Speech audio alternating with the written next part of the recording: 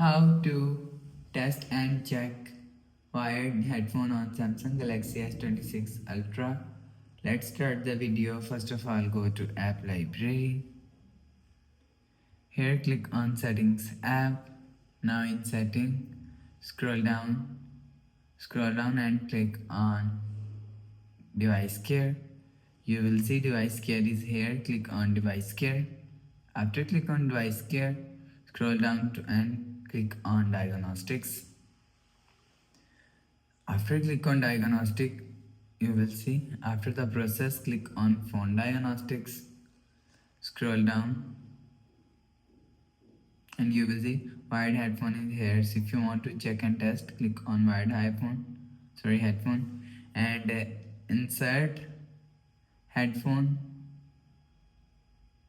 cable. After insert headphone cable, you will see result is showing on your screen. After the process, go back to home screen.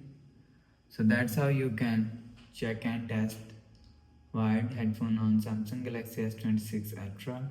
If you like the video, please subscribe. Thanks for watching.